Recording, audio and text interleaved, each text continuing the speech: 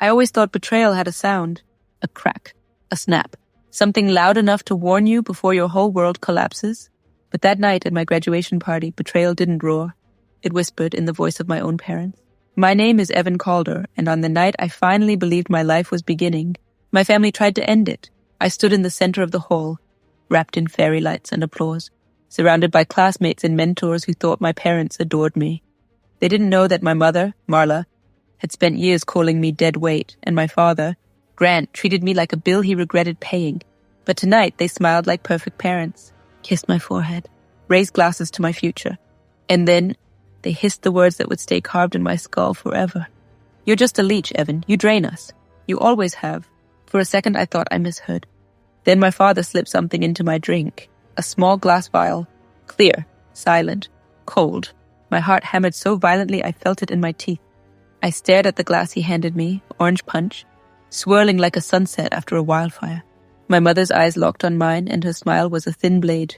Drink, sweetheart. It's your big night. I swallowed hard.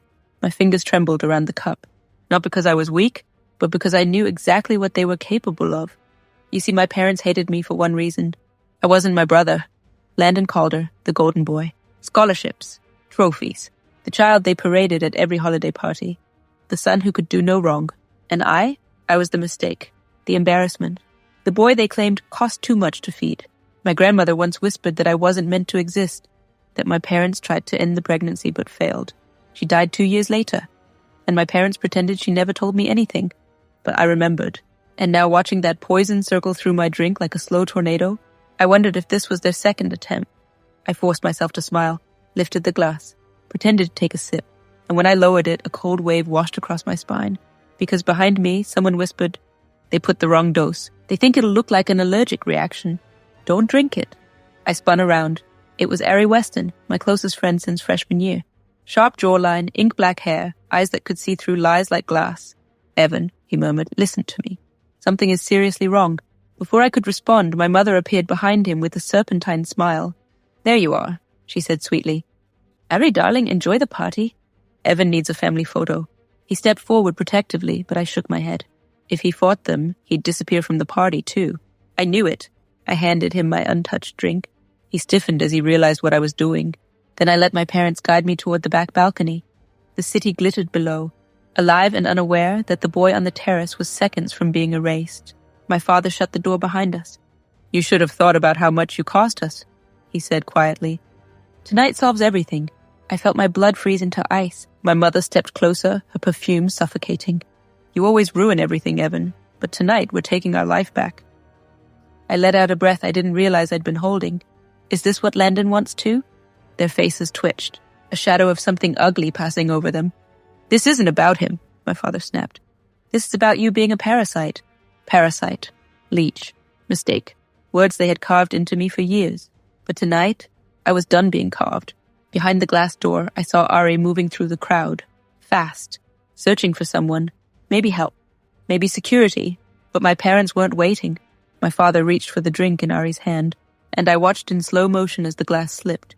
Hit the patio tiles. Shattered. Orange liquid spread around us like a crime scene. My mother lunged forward. Grabbed my arm. Her nails dug into my skin like talons. "You were supposed to drink it inside," she hissed. "No witnesses." I jerked my arm free. For the first time in my life, I wasn't afraid of them. "You know what?" I said quietly. "You should have raised a son who didn't know how to survive." They didn't understand the meaning. Not yet, because they didn't know what I'd been hiding for months. What I'd built. What I'd prepared for. They didn't know that tonight. I wasn't the one being erased. Ari rushed onto the balcony. He grabbed my wrist and whispered, "Evan, the dean needs to talk to you now. And bring your parents." My mother's eyes narrowed. "What did you tell him, Ari?" He didn't flinch. I told him Evan deserved the truth. My father scoffed. "What truth?" Ari looked at me, swallowed hard, and said the words that detonated the night. "They think Evan stole the scholarship money. The 40,000 missing from the financial office. They think he committed fraud." My legs nearly gave out. "What?" I whispered. "I never—" My mother cut me off with fake shock. "We didn't want to tell you today, darling. But you've put us through enough humiliation already." I stared at them, my stomach twisted. This was their plan. Poison wasn't enough. They wanted me ruined first. Ari stepped between us. "Don't. Evan didn't take anything. Then he looked at me, and I saw something in his eyes I had never seen before. Fear. Evan, he whispered, they used your login. Your ID, your fingerprint access. Everything inside me went numb. My parents exchanged the smallest smile, a smile that said, we've already won. But they hadn't, because they still didn't know what I discovered 2 nights ago. Well, the moment they transferred the funds, the moment they laughed about framing me. And tonight, the truth was coming out. But first, I needed to survive them. Ari leaned in. Security is coming. They know something's wrong. My father clenched his fist. My mother's face twisted into something demonic. I took 1 step back. The city lights blurred into streaks. Sirens wailed somewhere in the distance. The music in the hall swelled like a drum before war. And in the middle of it all, I said, Mom, Dad, this is the last night you ever hurt me. Their smiles died. The balcony door slammed open. Security rushed toward us. My mother lunged. My father grabbed my shirt. Ari grabbed my arm. And in that collision of hands, screams, and shattering lies, my father yanked my shirt so hard the fabric burned against my skin. My mother grabbed my other arm, nails slicing into me like she was trying to rip out the truth before anyone heard it. But Ari didn't let go. He pulled me behind him, placing himself between me and the 2 people who called themselves my parents. Step away from him, the security chief barked. My mother straightened instantly, her mask snapping back into place. Oh, thank goodness you're here, she breathed. Our son is having another one of his episodes. Episodes. The word she used every time she wanted someone to distrust me.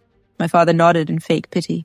He gets overwhelmed, poor kid. He threw his drink and tried to jump off the balcony. I felt bile rise in my throat. They weren't just trying to kill me. They were building the lie before the truth even arrived. But Ari stepped forward, jaw tight.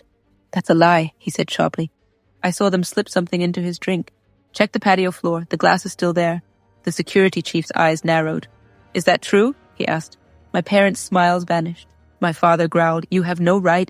But before he could finish, a voice thundered from inside the hall. Stop! Everyone stop right now! The dean, Dean Price, stormed onto the balcony with 2 administrators behind him. His face was red, not with confusion, but with rage. He held a tablet in his hand. My tablet, the one I left with Ari 4 minutes earlier. Mr. Calder, Dean Price said, staring straight at my father. Perhaps you can explain why your fingerprint matches the financial office theft. The balcony went silent. My mother paled. My father blinked like someone had slapped him. That's absurd, he sputtered. You were recorded, the dean snapped. Both of you, accessing the financial office at 2:14. Am using Evan's ID, discussing framing him. My mother stumbled backward. My father turned grey. The administrator stepped forward like wolves closing in. Ari exhaled shakily beside me. The dean's voice dropped lower, colder. And based on what your son just told us, you attempted to poison him. My mother lunged toward me, screaming, You ruined everything! You were supposed to disappear. Security held her back. My father's voice cracked with fury. You think you can survive without us? You think you're something? You're nothing! For the first time in my life, I didn't feel that word sink into me like poison, because I finally understood the truth. Their hatred wasn't power. It was fear. Fear of what I could become without them. Security dragged them inside while the dean signaled for police. Ari placed a trembling hand on my shoulder. Evan, it's over. But I shook my head. No, I whispered. It's starting. The hall was buzzing with whispers. Guests stepping back from my parents like they were venomous. My classmates looking at me with wide eyes. Some in sympathy, some in shock, some in disbelief that anyone's family could be this monstrous. The police arrived within minutes. My mother was screaming. My father was begging. But every word they spoke was nothing compared to the evidence. The tablet. The logs. The audio clips. Everything they did trying to destroy me. I had captured it all. Evan, the officer said gently, do you want to press charges? I looked at my parents. My mother's eyes were shaking with panic. My father's lips were trembling with rage. And the boy inside me, the boy they tried to erase, finally spoke. Yes, I said. For everything. They were handcuffed and escorted out of my graduation party in front of everyone. Ari exhaled shakily. You okay? I nodded slowly, though truthfully I didn't know how to feel. Free? Terrified? Relieved? Broken? Maybe all of it. Guests began to leave. The music faded. The lights dimmed. And I stood there, in the center of a room that was supposed to be my celebration, wondering if any part of this night was salvageable. Then Ari handed me something, my grandmother's silver locket. I froze. Where did you... She left it to you, he said softly. Your parents hid it in their safe. I found it 2 weeks ago. My throat tightened. Inside the locket was a tiny folded note. her handwriting small and trembling. Evan, one day you'll learn they feared your strength, not your weakness. I closed the locket slowly. Everything inside me steadied. Ari stood beside me, eyes soft. We should go home. Your home, not theirs. I nodded. We left the hall together. Step into the cool night air. Step away from the poison. Step away from the lies. Step away from the people who tried to erase me before the world ever saw me. And for the first time in my life, I didn't look back.